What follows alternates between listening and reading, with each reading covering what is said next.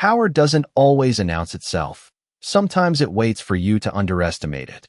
The courtroom carried that quiet tension that settles before something breaks. Fluorescent lights humming softly above rows of polished wooden benches as people shifted in their seats, whispering, waiting, watching, and near the center aisle stood a woman no one seemed to notice. Ava Carter, dressed simply, composed, her posture straight but unassuming, like someone who knew exactly where she was even if no one else believed she belonged there. And across the room, Officer Daniel Brooks leaned back with a casual arrogance that had grown over years of never being questioned. His uniform crisp, his badge catching the light like a symbol of unquestioned authority, his eyes scanning the room until they landed on her, lingering just a second too long, a faint smirk forming as if her presence alone offended his sense of order. And without hesitation he stepped forward, his voice cutting through the low murmur, asking her what she was doing there, not with curiosity but with assumption, the kind that doesn't wait for answers. And though Ava met his gaze calmly, her silence seemed to irritate him more than any protest could have, because it didn't fit the script he was used to. And for a moment the room held its breath, people glancing up, sensing the shift but not daring to intervene, because this was how things worked here. Authority spoke and others followed, and Ava simply stood there, her expression steady, almost unreadable, as if she had already seen how this moment would unfold, while Daniel took a step closer, lowering his voice just enough to sound controlled but still sharp enough to carry, telling her she was in the wrong place, that this wasn't for people like her. And still she didn't move, didn't argue, just responded quietly, "I'm exactly where I need to be." And something about that answer, something subtle and unshaken, seemed to unsettle him in a way he couldn't explain, because it didn't sound like defiance, it sounded like certainty. And certainty was something he wasn't used to hearing from someone he had already dismissed. And around them the courtroom remained frozen in that uncomfortable stillness, the kind where everyone notices but no one acts. And as Daniel straightened, preparing to assert control the only way he knew how, Ava's hand brushed lightly against the edge of the briefcase beside her, a small movement, almost invisible, but inside was something no one in that room expected, something that would soon turn every assumption on its head. And as the seconds stretched, the weight of what was about to happen hung in the air, quiet, patient, waiting for the exact moment to reveal itself. Daniel let out a short laugh, the kind that echoed just enough to draw attention, as if he had already decided how this would end, and he gestured toward the courtroom doors with a sharp flick of his hand, telling her one last time to leave before he made it a bigger issue than it needed to be. But Ava did not move, not even an inch, her eyes steady on his, her breathing calm, almost measured, like someone standing in the eye of a storm rather than inside it. And that calm began to spread unease through the room in ways no raised voice ever could, because people started noticing, really noticing, the way she carried herself, the way she did not shrink under pressure. And somewhere near the front row a clerk shifted in his seat, his gaze narrowing as if something about her face was pulling at a memory he could not quite place, while Daniel stepped closer, lowering his voice again, this time edged with impatience, telling her she was holding up proceedings, that the courtroom did not wait for confusion or mistakes. And still she answered in the same quiet tone, "Then it should not have started without me." And the words landed differently this time, not loud, not aggressive, but precise, like a piece of truth that did not need volume to carry weight. And for a brief second Daniel hesitated, just enough for doubt to flicker across his expression before it was buried under habit, because doubt was something he had learned to ignore. And behind him a few murmurs began to ripple through the benches, soft but growing, as more eyes turned toward Ava, trying to understand why her presence felt heavier than it should, why her stillness felt like control instead of submission. And near the aisle the same clerk leaned toward another staff member, whispering something urgent, his eyes widening slightly as if a realization was forming faster than he could process it. But Daniel did not hear it, or chose not to, because he had already stepped too far into the role he knew best, the one where authority meant never backing down. And with a firm motion he reached for the door, pulling it open and motioning for her to step outside, his patience clearly gone. But as Ava turned, not rushed, not shaken, simply turning with a quiet dignity that made the moment feel strangely reversed. Her gaze moved past him, briefly catching the eyes of the clerk, and in that instant something unspoken passed between them. Recognition, confirmation, something that made the clerk rise halfway from his seat before stopping himself, caught between protocol and disbelief. And as Ava stepped just beyond the threshold, the door closing slowly behind her, the room seemed to exhale, as if a tension had been released too soon, because inside, the murmurs did not fade. They grew, and the clerk stood now, fully this time, his voice uncertain but urgent as he addressed the room, asking if anyone had actually confirmed the judge's arrival. And for the first time Daniel turned back, his expression tightening, the smallest crack forming in his confidence, because something in the room had shifted, something he could not control. And just outside the door, Ava paused, her hand resting lightly against the wood, waiting, not for permission, but for the exact moment when the truth would no longer be ignored. Inside the courtroom the air felt different now, heavier, like something unseen had entered and settled over every seat, every whispered breath, and the clerk stood frozen for a second before stepping forward again, his voice firmer this time as he repeated the question, asking if anyone had verified the judge's presence that morning, and no one answered, not immediately, because the answer was supposed to be obvious. The system was supposed to run without question, without pause, but now there was a pause, and in that pause doubt began to spread, subtle but undeniable, and Daniel felt it. Even if he did not want to acknowledge it, he felt the shift in the room, the way eyes were no longer just observing but calculating, connecting pieces he had ignored, and he straightened his posture, clearing his throat as if reclaiming control, reminding everyone that the hearing needed to proceed, that delays were unnecessary. But his voice did not land the same way it had before. Something in it had changed, something less certain, and near the front row the clerk quickly moved to the bench, flipping through documents with hands that were no longer steady, scanning names, schedules, signatures, until his eyes stopped, locked onto a line that seemed to pull the air out of his lungs. And for a moment he just stared, as if hoping he had read it wrong. But the name did not change. It remained there, clear, undeniable. And slowly he lifted his head, looking toward the door that had just closed, his expression shifting from confusion to realization, while a low murmur began to ripple through the room again, louder this time, no longer contained, because people were starting to sense it too, that something had gone wrong, not small, not procedural, but something that could not be undone with a simple apology. And Daniel turned fully now, his eyes narrowing as he watched the clerk, irritation mixing with a growing unease he could not explain, asking what the issue was, demanding clarity. But the clerk did not answer right away. Instead, he took a step back from the bench, his gaze flicking once more toward the door, as if bracing himself for what came next. And then he spoke, not loudly, but clearly enough that every person in the room heard it, asking if Officer Brooks had just escorted someone out of the courtroom moments ago. And Daniel responded without hesitation, dismissively, confirming it as if it were routine, as if it required no further thought. And that was when the silence hit, sudden and complete, the kind that feels louder than any noise, because in that silence the truth began to take shape, invisible but undeniable. And just outside the door Ava stood still, her hand no longer resting against the wood, but at her side now, her posture unchanged, her expression calm, as if she had been here before, as if she understood that moments like this did not need force. They needed timing, and behind the door she could hear it, the shift, the realization beginning to ripple through the room. And she waited, not because she had to, but because she chose to, because the difference between power and truth was patience. And inside the courtroom Daniel took a step toward the bench, his confidence slipping in ways no one had ever seen before, his voice sharper now, asking what exactly the clerk was implying. But the clerk only looked at him, eyes steady despite the tension, and said quietly, "Sir, you might want to think very carefully about who you just asked to leave." And in that moment, before the door even opened again, before anyone moved, something inside Daniel shifted, not fully, not yet, but enough to plant the first real doubt he had felt in a long time. And doubt, once it enters, does not leave quietly.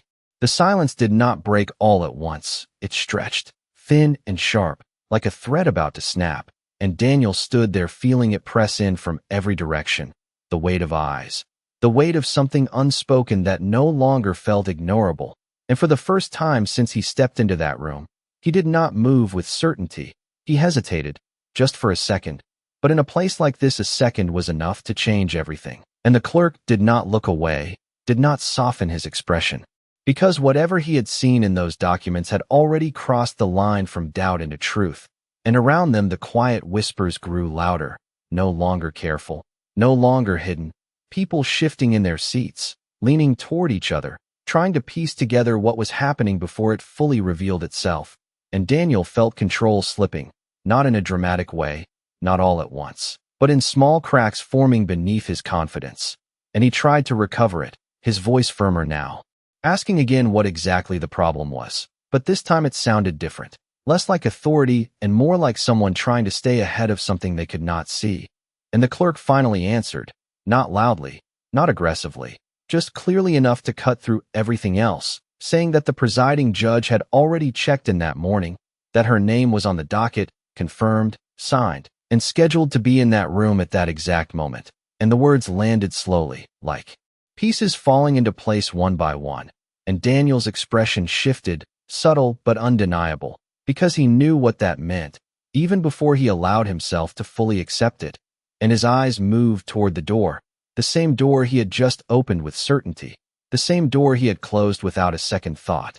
And now it stood there behind him, silent, ordinary, and yet suddenly heavier than anything else in the room, and no one spoke, no one interrupted, because they were all waiting for the moment when assumption would collide with reality. And outside, Ava took a single breath, steady and controlled, her fingers brushing lightly against the edge of her sleeve as if grounding herself in something deeper than the moment. And then she turned the handle, not quickly, not forcefully, just enough for the sound to carry, a soft click that echoed louder than it should have.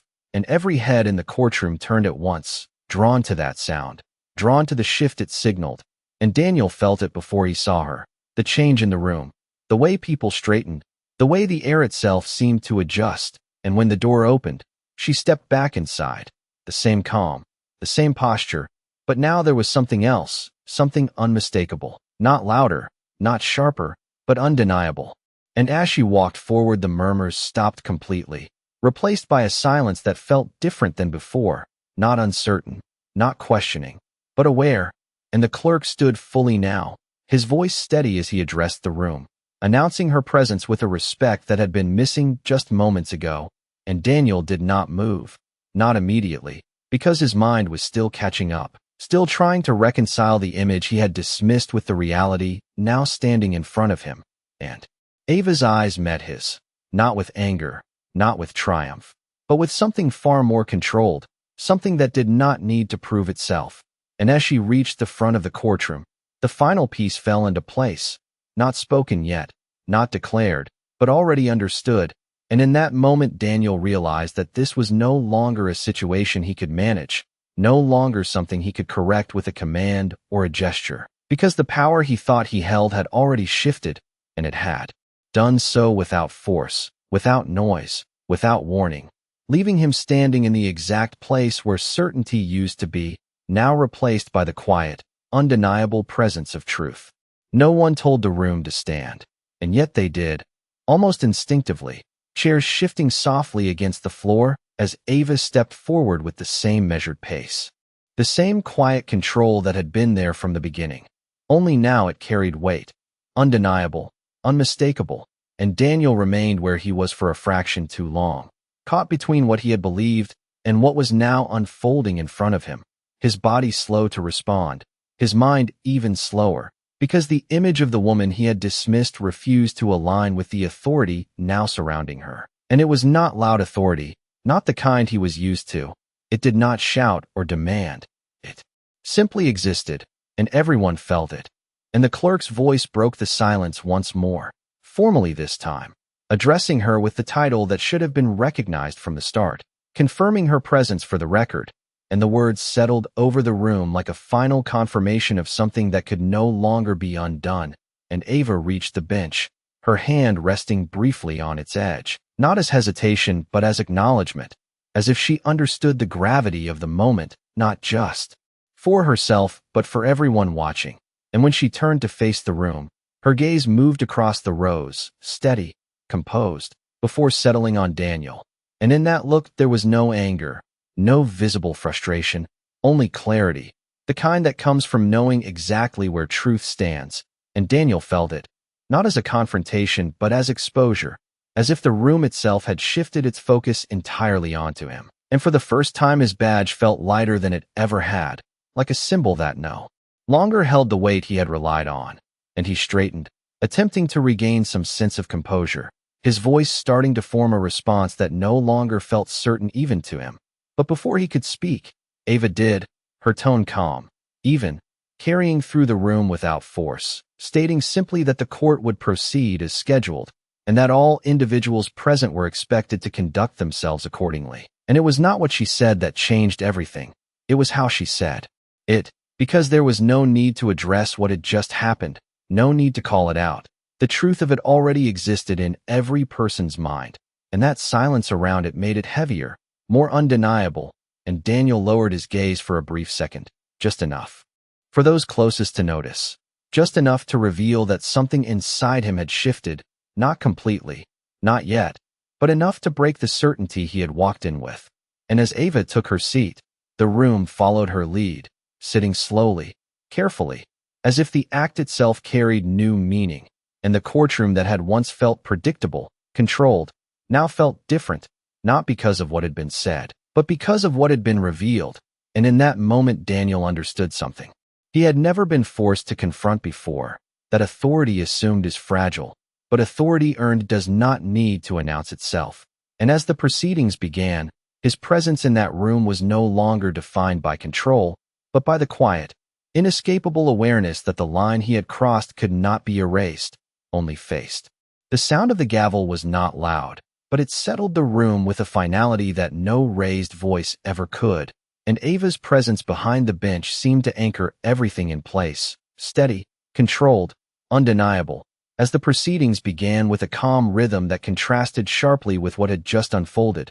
And Daniel stood there for a moment longer before finally taking his assigned position, his movements more measured now, less certain, as if each step required thought where before it had been automatic. And around him the subtle shift in the room continued, not dramatic, not spoken, but present in the way people avoided his eyes, in the way the usual quiet confidence he carried no longer drew the same silent acceptance. And instead there was awareness, the kind that does not fade once it has been seen. And Ava spoke again, her tone even, guiding the structure of the hearing with precision, calling names, confirming roles, moving forward without hesitation. And it became clear that she was not reacting to what had happened, she was operating beyond it, as if the moment earlier had already been accounted for, already placed where it belonged. And that made it heavier, not lighter, because it meant there would be no easy escape from it. No emotional outburst to dismiss, no argument to redirect, only the quiet continuation of truth. And Daniel felt that more than anything. The absence of confrontation, because it left him alone with the weight of his own actions. And as the case was introduced, details began to surface, names, timelines, records, and something in the structure of it all began to press against him in ways he had not expected, because this was not just another routine appearance, not just another day where authority would carry him through unquestioned.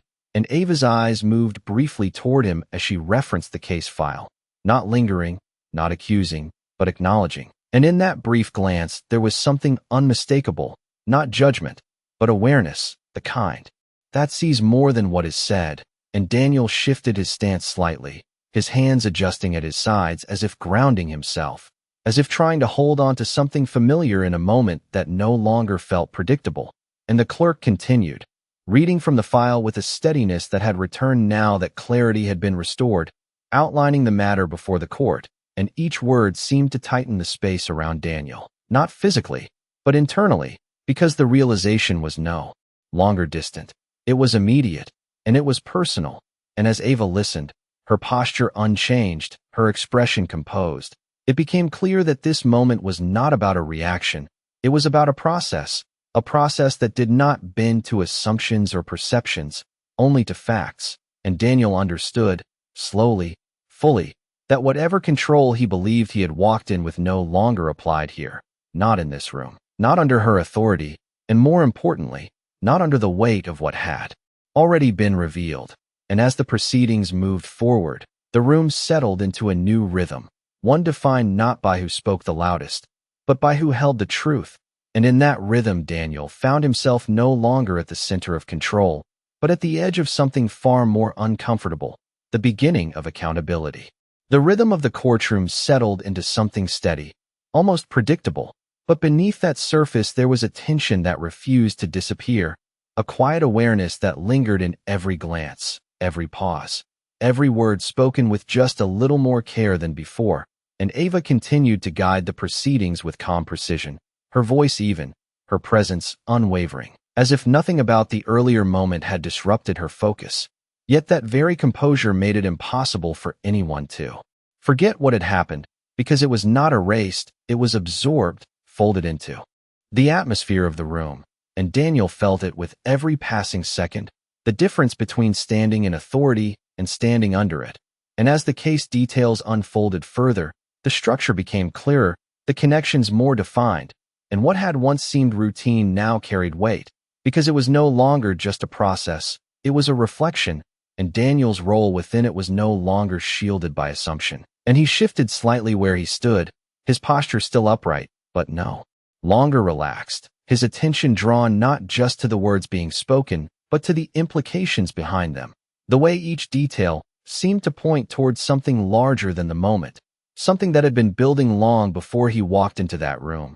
And Ava's gaze moved across the documents before her, occasionally lifting to address the court, her tone consistent, never rising, never pressing, yet always holding control. And that control did not come from force, it came from clarity, from understanding exactly where each piece belonged. And Daniel began to recognize that difference in a way he had never needed to before, because in his world control had always been immediate, visible, reinforced by presence. But here it was different. Here it was quiet, deliberate, and impossible to challenge. And as a witness was called forward, the room shifted again, chairs creaking softly as attention focused. And the testimony began, measured, factual, each statement adding another layer to the situation unfolding before them. And Daniel listened, not out of obligation, but because he could no longer afford not to, because the distance he once kept from these details no longer existed.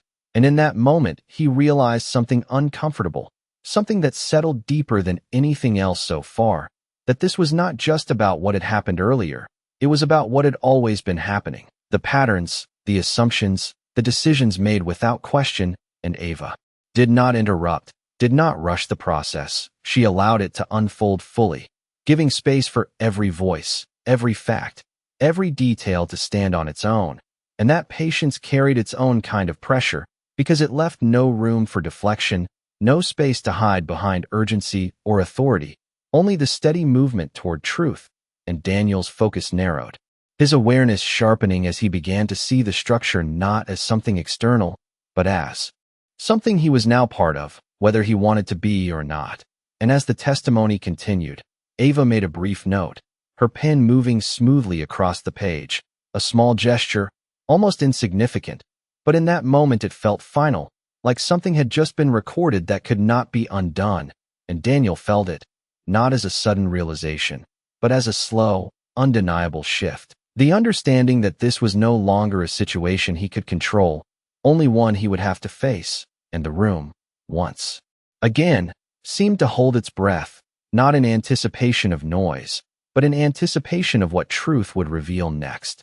The testimony continued, steady and precise, but something in the room had shifted beyond the words themselves, because now every sentence carried weight. Every detail felt like it was being measured against something deeper than the case alone. And Ava remained still behind the bench, her attention focused, her expression unreadable in a way that made it impossible to predict what she was thinking. Yet it was clear she was seeing everything, not just what was said, but how it was said, how people responded, how silence filled the spaces between statements. And Daniel felt that awareness like a quiet pressure, constant, and inescapable, as if the room itself had begun observing him the way he once observed others, and he adjusted his stance again, subtly, trying to remain composed, but the confidence that once defined his presence no longer held the same shape. It had softened, fractured in ways that only he could fully feel.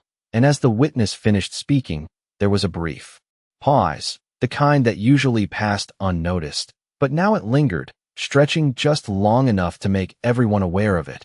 And Ava lifted her gaze, not quickly, not dramatically, just enough to shift the focus of the room. And when she spoke, her voice carried the same calm authority, asking a simple question that cut deeper than its tone suggested, requesting clarification on a detail that had been mentioned almost in passing. And the witness hesitated, just for a moment, before answering, adding context that changed the weight of what had been said earlier, and Daniel felt it immediately, the shift, the way a small piece of information could alter the entire structure of understanding, and for the first time he saw it clearly, how easily assumptions could shape perception, how quickly they could lead to conclusions that felt certain but were not grounded in truth, and that realization settled heavily, not as an abstract idea, but as something personal, something connected directly to the moment he had created earlier. And around him the courtroom absorbed the new information, the quiet murmur returning briefly before settling again. And Ava made another note, her pen moving with the same steady motion, as if each word being recorded carried purpose, carried consequence, and Daniel's attention fixed on that movement, because it felt final in a way he could not ignore, like something was being written that would outlast this moment. And as the proceedings continued, another document was introduced, passed forward with careful hands, its contents reviewed, referenced, integrated into the growing structure of the case. And Ava took her time, not rushing, not skipping, allowing each piece to be fully seen before moving on. And that patience created its own kind of tension, because it removed any illusion of control, replacing it with inevitability. And Daniel's thoughts began to shift, not defensively, not reactively, but inward, tracing back through the earlier moment, replaying it with a clarity he did not have before, seeing not just what he had done, but how quickly he had decided, how little he had questioned. And that awareness did not come with noise. It came quietly, settling into place with a weight that could not be dismissed. And as Ava looked up again, her eyes briefly meeting his, there was no accusation there, no visible judgment, only recognition. And that recognition was enough, because it confirmed what he was beginning to understand on his own, that the line between authority and assumption is thinner than it seems, and once crossed, it does not disappear, it remains, waiting to be acknowledged. And as the room prepared for the next phase of the hearing, the silence returned once more, not empty, not uncertain, but full, carrying with it the quiet, undeniable presence of truth unfolding one step at a time. The next phase did not begin with noise or movement, but with a stillness that felt intentional, as if the entire room understood that something important was about to surface. And Ava sat poised behind the bench, her hands resting lightly in front of her, her posture unchanged, yet the focus in her eyes sharpened in a way that made the silence feel purposeful rather than empty.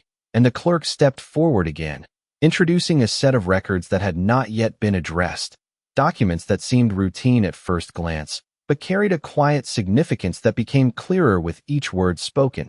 And as the details were read aloud, dates, locations, prior reports, a pattern began to emerge, not dramatic, not exaggerated, but consistent enough to draw attention. And Daniel felt it immediately, the shift from isolated incident to something more connected, something that extended beyond a single moment. And his jaw tightened slightly, his focus narrowing as he listened more closely than he had at any point before, because now the information was no longer distant, it was relevant. And as the clerk continued, referencing specific interactions, procedural decisions, and outcomes that aligned too closely to be coincidence, the room responded in subtle ways, a shift in posture here, a glance exchanged there, small signs that people were beginning to understand what was being revealed. And Ava did not interrupt, did not guide the interpretation. She allowed the facts to speak for themselves, and that made them stronger, because there was no argument to resist, no opinion to challenge, only a sequence of events that formed a picture no one could ignore. and Daniel's thoughts moved quickly now, tracing back through each mention, each reference, recognizing moments he had once dismissed as routine, now presented in a way that made them impossible to overlook, and the realization did not come all at once. It built, piece by piece, each detail reinforcing the next, until the weight of it settled fully. And as the final document in the set was placed before Ava, she took a brief moment to review it, her eyes moving steadily across the page, her expression unchanged. But the room felt it, the shift, the sense that something had just been confirmed. And when she looked up, her gaze did not scan the room this time. It moved directly to Daniel, holding there for just a second longer than before, not confrontational, not aggressive, but deliberate. And in that moment, Daniel understood that this was no longer about perception, no longer about what people assumed or believed. It was about what had been recorded, what had been documented, what could be traced and verified. And that difference carried a weight he could not deflect. And Ava spoke then, her voice calm, asking a question that seemed simple on the surface but carried the full weight of everything that had just been presented, requesting clarification from Daniel himself. And the room shifted again, attention focusing entirely on him, the silence returning, thicker now, more expectant, and for the first time since the proceedings began. Daniel did not have an immediate response, because the certainty he once relied on had been replaced by something else, something unfamiliar, the need to consider, to reflect, to answer not from assumption but from truth. And as he stood there, feeling the weight of every eye, every expectation, he realized that this moment, quiet as it was, would define everything that followed. Because in a room where truth had already begun to unfold, there was no space left for anything else. Daniel's silence did not go unnoticed. It stretched across the room like a weight no one could ignore.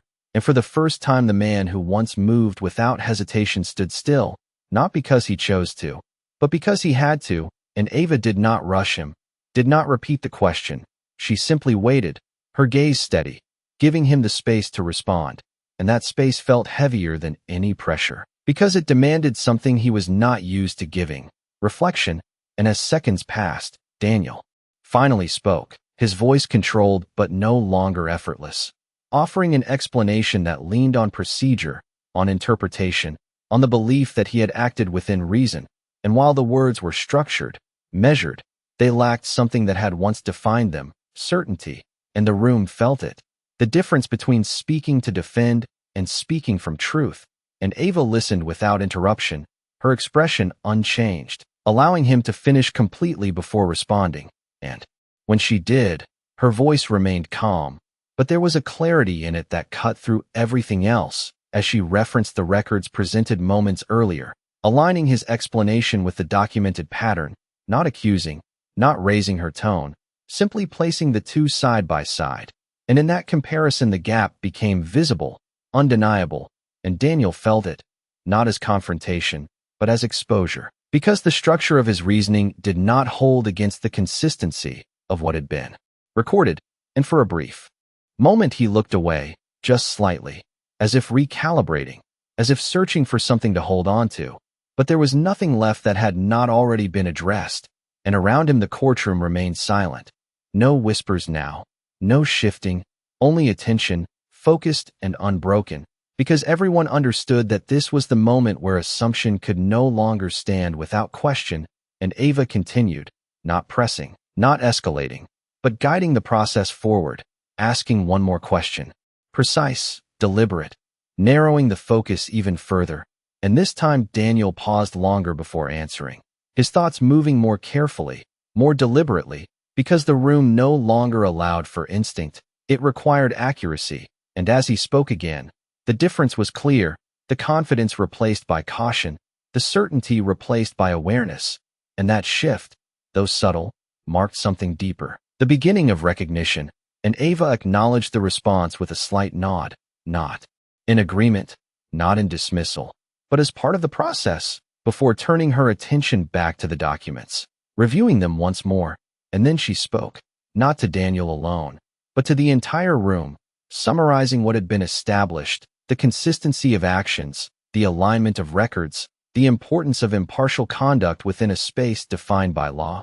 and her words carried weight not because they were loud, but because they were grounded, each point connected, each statement supported, leaving no room for misinterpretation. And as she finished, the silence returned once more, but this time it felt different, not uncertain, not anticipatory, but resolved, as if something had been clarified in a way that could not be undone.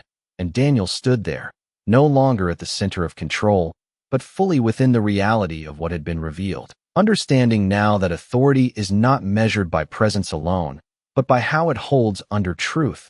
And in that understanding, the shift was complete, not forced, not dramatic, but undeniable.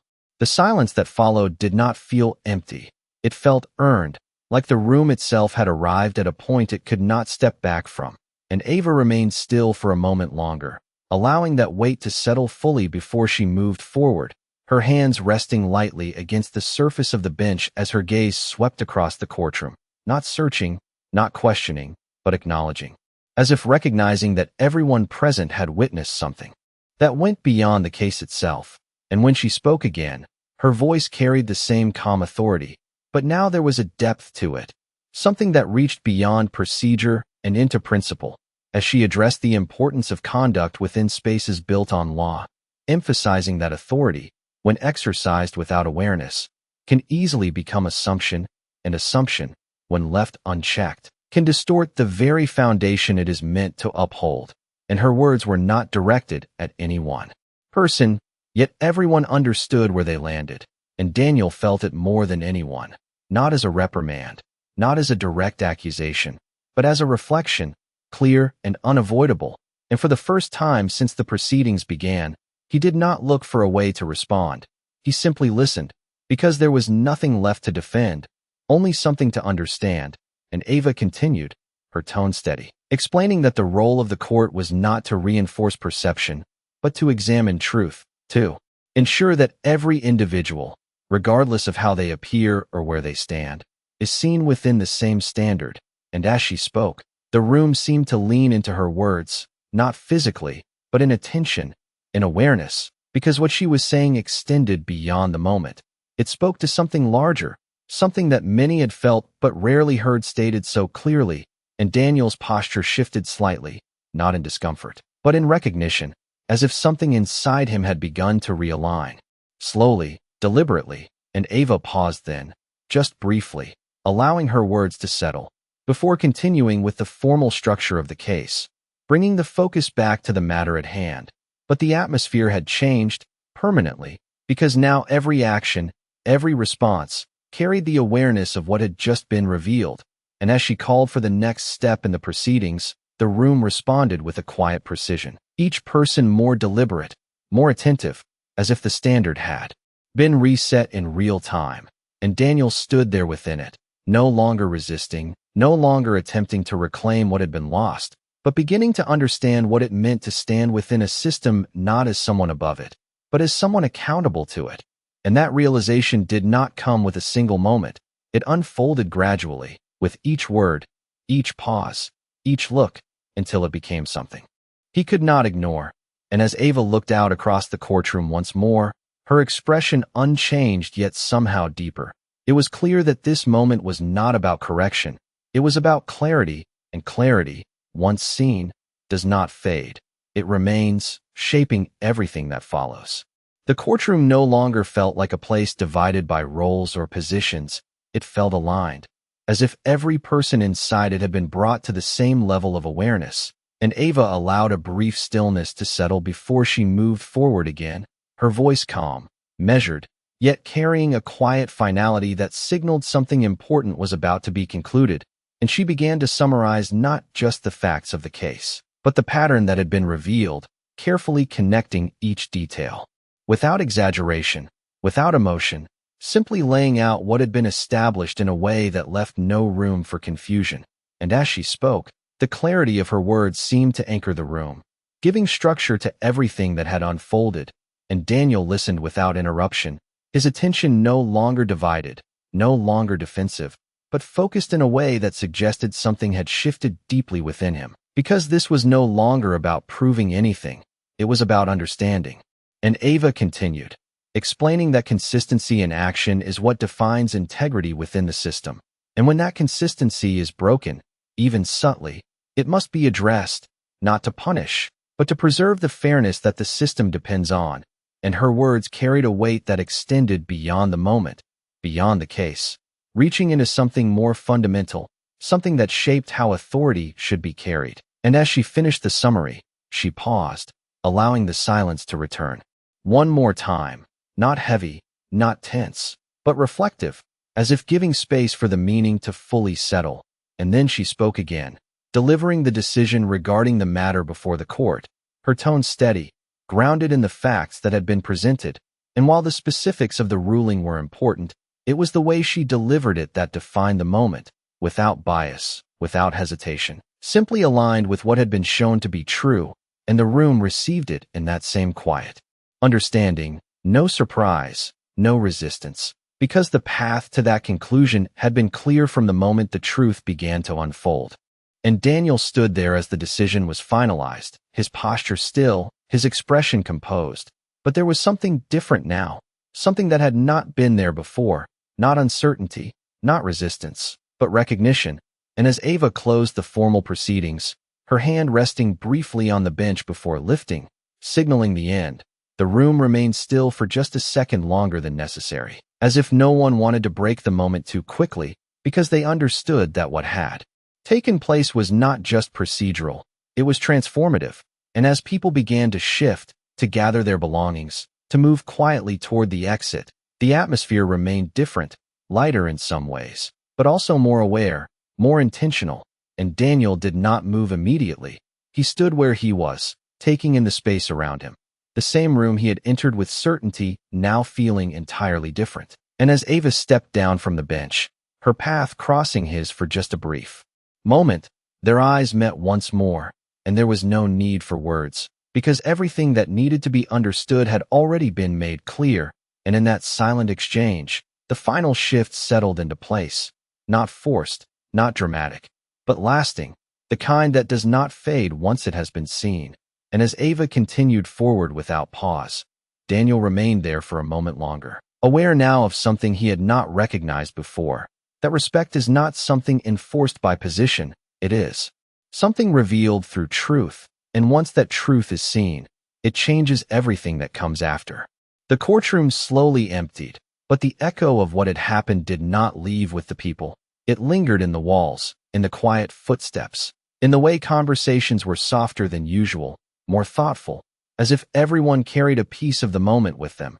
And Daniel finally moved, not with the same certainty he had when he first walked in, but with a measured pace that reflected something deeper, something that had shifted beneath the surface. And as he stepped toward the aisle, he paused briefly, his eyes scanning the now half-empty room, taking in the space that had once felt familiar, predictable, controlled, and realizing that it was never the room that had changed, it was his understanding of it. And that realization settled in quietly, without resistance, because there was nothing left to resist, only something to accept. And outside the courtroom, the hallway carried a low hum of movement, people passing, voices blending, life continuing as it always did. But for Daniel, the rhythm felt different, slower, more deliberate, as if each step forward required awareness rather than assumption. And he stopped near the doorway, just for a moment, his hand resting lightly against the frame, the same threshold he had crossed earlier without a second thought. And now it felt like a line he understood in a way he never had before, not as a boundary of space, but as a boundary of perspective. And he exhaled slowly, not out of frustration, not out of defeat, but out of recognition, because the weight he carried was not imposed from outside. It came from within, from the understanding that actions taken without reflection do not disappear. They remain, shaping how others see you, how the system responds to you, and how truth eventually finds its way back to you. And down the hall, Ava walked with the same calm presence she had carried from the beginning, her steps steady, her posture unchanged, as if the events of the day had simply confirmed what she already knew. And as she passed by without hesitation, without pause, there was no need for acknowledgement, no need for words, because the moment they had shared in that courtroom had already said everything. And Daniel watched her for just a second before turning away, not because he was avoiding it, but because he understood it, and that understanding did not need to be held on to. It needed to be carried forward. And as he continued down the hallway, blending into the movement of the building, there was something different in the way he walked, not weaker, not uncertain, but aware that authority without awareness is fragile, that judgment without understanding is incomplete, and that respect is not something demanded in a moment. It is something revealed over time through actions that align with truth. And the courthouse behind him stood as it always had, unchanged in structure. But for those who had been inside that room, something had shifted, something quiet but lasting, a reminder that the law is not defined by who speaks the loudest, but by who stands closest to truth. And on that day, the badge did not define power, the truth did.